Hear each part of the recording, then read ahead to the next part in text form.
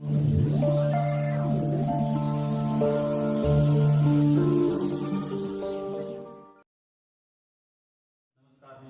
First classes में आपका हार्दिक स्वागत है। पिछली बार हमने कारक प्रकरण के अंतर्गत प्रथमा विभक्ति और द्वितीय विभक्ति पढ़ी थी। अब है तृतीय विभक्ति यानी कर्ण कारक। कर्ण कारक का अर्थ होता है से अर्थ में, जैसे कर्ता, कर्म और कर्ण। कर्ता कार्य को संपादित करने वाला, कर्म कर्ता का जो इच्छित कार्य है वो होता है, और कर्ण का अर्थ होता है कि कर्ता ने जो कार्य किया उसमें सबसे ज्यादा सहायक क्या है, से अर्थ लगता है। जैसे कि राम ने बाण से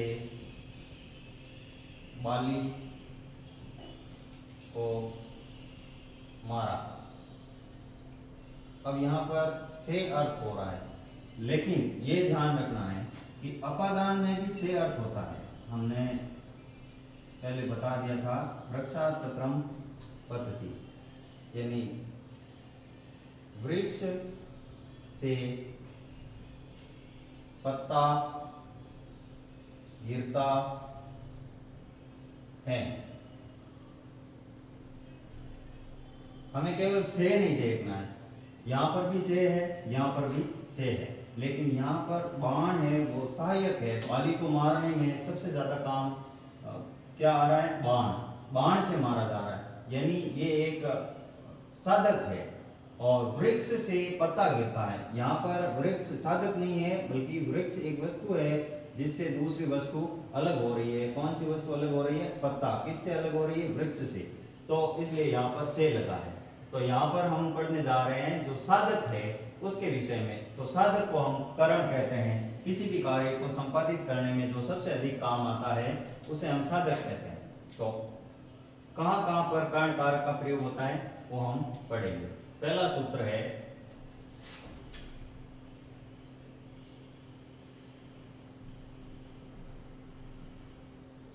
साधक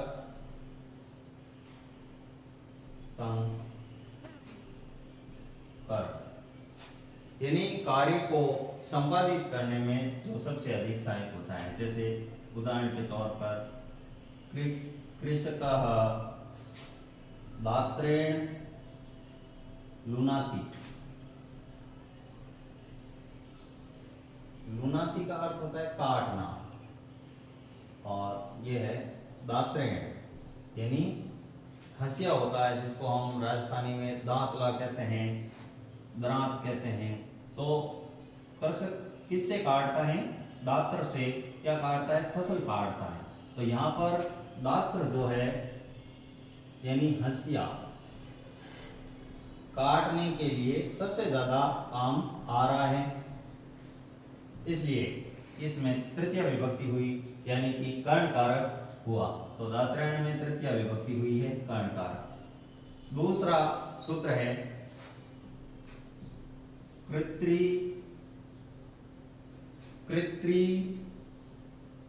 करणीयोस तृतीया।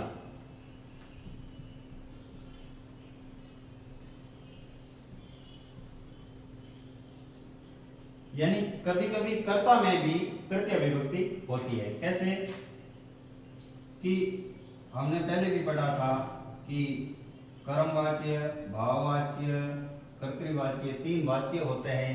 तीन तरीके होते हैं किसी भी वाक्य को लिखने के। यहाँ पर मैं वाक्य को दो तरीके से लिख करके बताता हूं। राम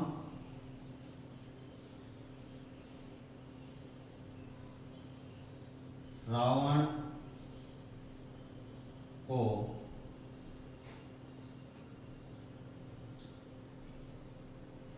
मारता है।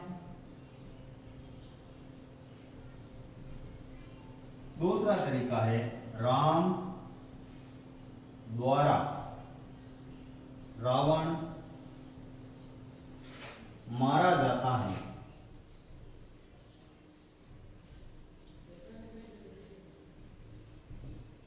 ये एक कर्मवाच्य है।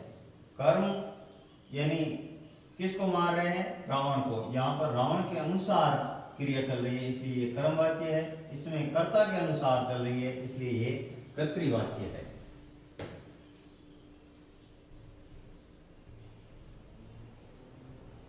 और ये है कर्मवाच्य। हम कर्मवाच्य और कर्तृवाच्य पढ़ेंगे आगे कारक संपूर्ण होते ही। तो इसमें कर्ता के अनुसार क्रिया चल रही है और इसमें कर्म के अनुसार क्रिया चल रही है। तो जिस कर्मवाच्य में कर्म के अनुसार क्रिया चलती है उसमें कर्ता जो है तृतीय विभक्ति में आ जाता है। कर्ता इसमें अनुक्त कर्ता है इसलिए अनुक्त कर्ता में तृतीय विभक्ति होती है। जैसे एक उदाहरण हम यहाँ लिखते हैं। परीक्षा में हमें केवल उदाहरण पूछा जाएगा और ज्यादातर वही उदाहरण पूछे जाएंगे जो यहाँ पर काम में लिए जा रहे हैं, क्योंकि संस्कृत में उदाहरण लगभग फिक्स है कि वही पूछे जाते हैं। रामेण बाणेन बाली हतः।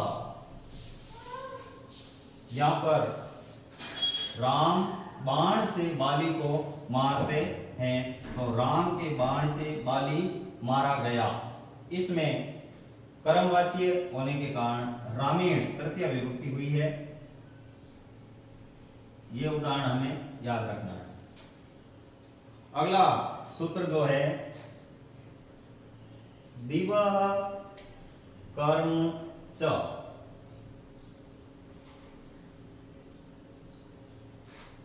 तीसरा दिवः कर्म च। यहां पर उदाहरण है तो हम लिखेंगे, पहले इसको समझ लेते हैं।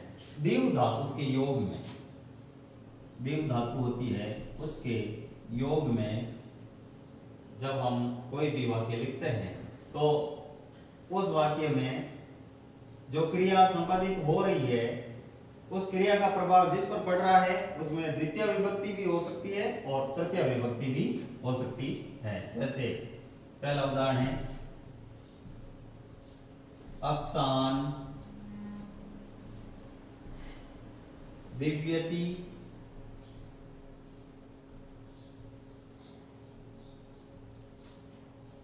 दूसरा है अक्षयी दिव्यति।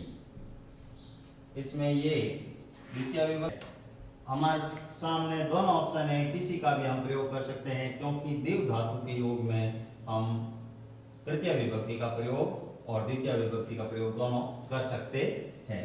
तो ये हमारे सामने एक प्रकार का विकल्प है। चौथा है अपवर्गे तृतीया। अपवर्ग कहते हैं फल को। जब फल की प्राप्ति हो जाती है तब हम तृतीय विभक्ति का प्रयोग करते हैं और फल की प्राप्ति नहीं होने पर हम द्वितीय विभक्ति का प्रयोग करेंगे। जैसे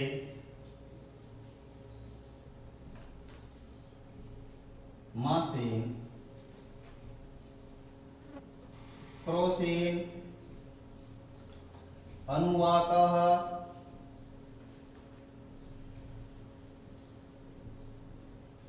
अधीत। यहां पर क्रोसेन यानी कोस, एक कोस भर चलते चलते अनुवाद यानी अनुवाद कर लिया गया है। फल की प्राप्ति हो गई, अनुवाद याद कर दिया, एक कोस भर चलते चलते किताब हाथ में थी और उस किताब से अनुवाद पढ़ लिया। तो यहाँ पर फल की प्राप्ति हो गई, इसलिए फल प्राप्ति होने पर इसमें तृतीय विभक्ति का प्रयोग हुआ है। यहाँ पर हमें फल की प्राप्ति हो गई। दूसरा उदाहरण है इसी प्रकार का कि मासम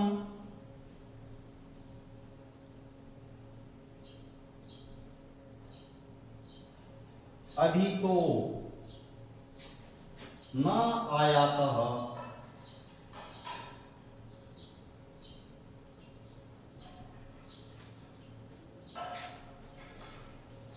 फल प्राप्ति यहाँ पर नहीं हुई है, कारण कि 1 महीने तक पढ़ा लेकिन याद कुछ भी नहीं हुआ, तो यहाँ पर अपवर्ग यानी फल की प्राप्ति नहीं हुई, इसलिए यहाँ पर द्वितीय विभक्ति का प्रयोग हुआ है।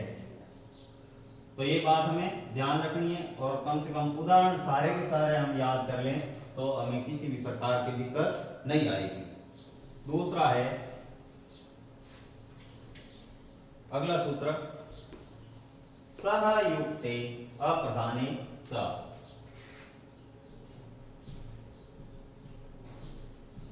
सह युक्ते अप्रधाने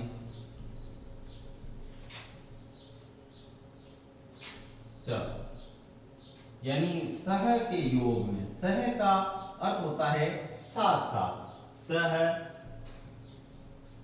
साकम, सार्धम,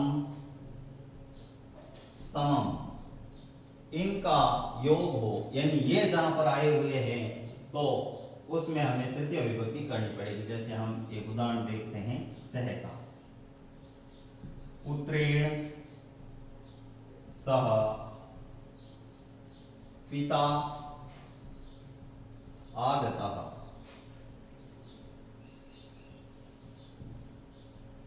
पुत्र के साथ पिता आए हैं, यहाँ पर आए तो पुत्र और पिता दोनों हैं, लेकिन यह पुत्र जो है वो अप्रधान है, यहाँ पर केवल पिता की बात की गई है, इसलिए पुत्रेण में तृतीय विभक्ति हुई है। अप्रधान यानी वो मुख्य पुत्र नहीं है बल्कि पिता है, तो अप्रधान होने के कारण इसमें तृतीय विभक्ति का प्रयोग हुआ है।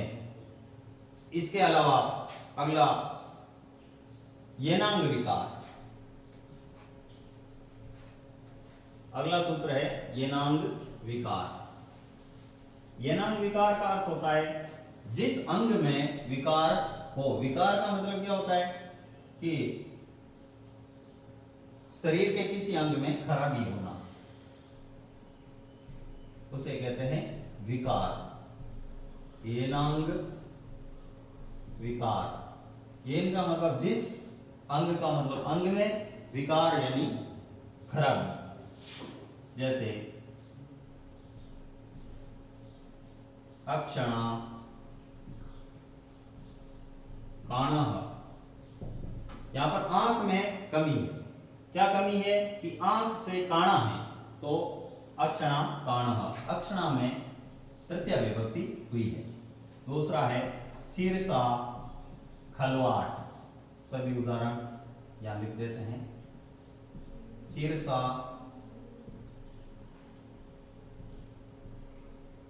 खलवाट यानी सिर से, खलवाट यानी टकला है, बाल नहीं है सिर। तीसरा है हस्तेन लुंज,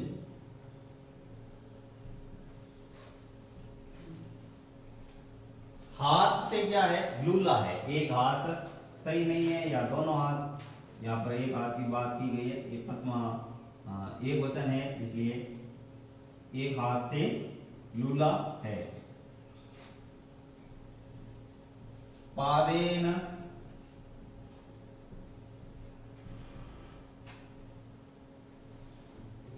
खंजः, पैर से लंगड़ा है, एक पैर से लंगड़ा है।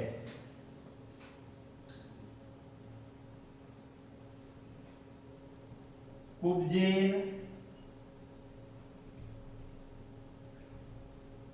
पृष्ठः, यानी पीठ से कुबड़ा है। कहां से कुबड़ा है, पीठ से। ये सारे उदाहरण हैं इसमें, शरीर के सभी अंग हैं इसमें दिए हुए हैं, और भी कई अन्य उदाहरण भी हो सकते हैं। तो यदि शरीर के अंग में विकार है, यहाँ पर आंख में विकार, आंख सही नहीं है, एक आंख से काणा है। शीर्षा खलवार, सिर पर बाल होने चाहिए लेकिन बाल नहीं है, इसलिए शीर्षा खलवार। हस्तेन लुंज, हाथ से लूला। पादेन खंज, पैर से लंगड़ा। कुब्जेन पृष्ठ यानी पीठ से कुबड़ा। ये इसमें कमियां है। अगला सूत्र है इत्थम भूत लक्षणे।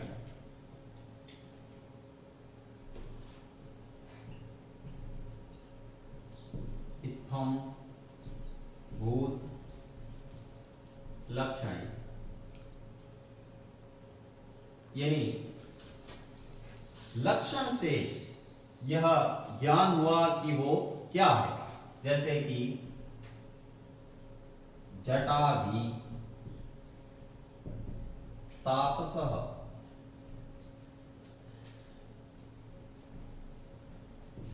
जटाओं से ये प्रतीत हुआ कि वो तपस्वी है। एक तपस्वी बैठा हुआ है, उसको हम देख करके कहते हैं कि जटाओं से लगता है कि ये तपस्वी है। तो यहाँ पर जटाभि किससे प्रतीत हुआ? जटाओं से। तो जटा में क्या आएगा? तृतीया विभक्ति आएगी।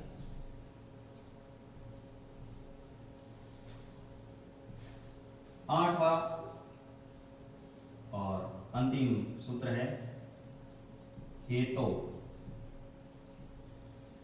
हेतु सूत्र का अर्थ यह है कि जो कार्य का हेतु होता है, कारण होता है, उसमें तृतीय विभक्ति होती है। जैसे पुण्येन दृष्टः हरि।